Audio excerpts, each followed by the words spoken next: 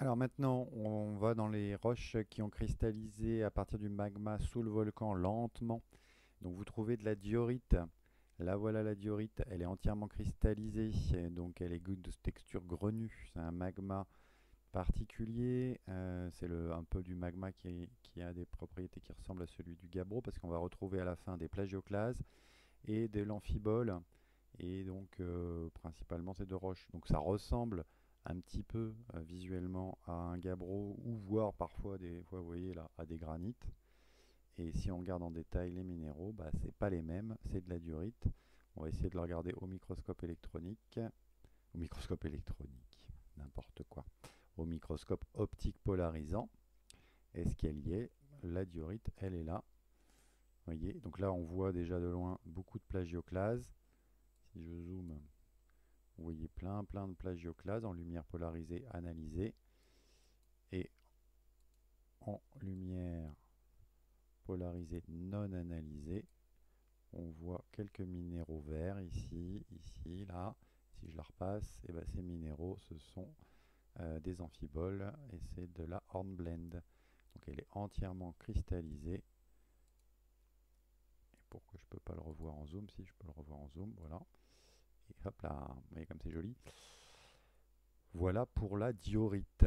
L'autre roche, bah, vous la connaissez, donc je vais aller assez vite dessus, c'est le granit. Je ne peux pas cliquer dessus, mais si je pouvais, je le ferais.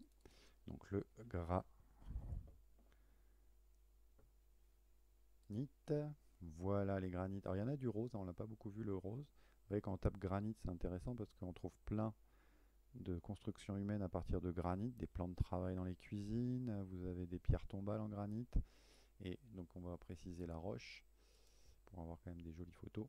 Donc voilà, le granit, c'est une roche grise ou rose orangé.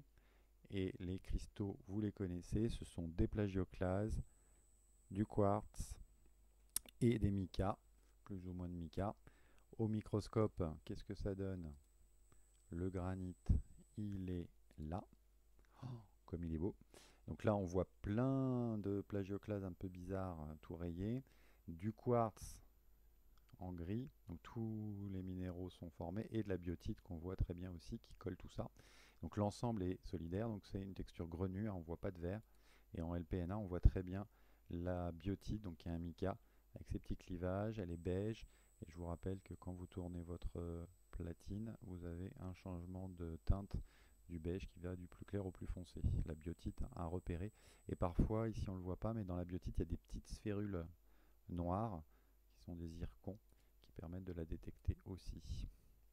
Voilà pour les roches sous les volcans des zones de subduction.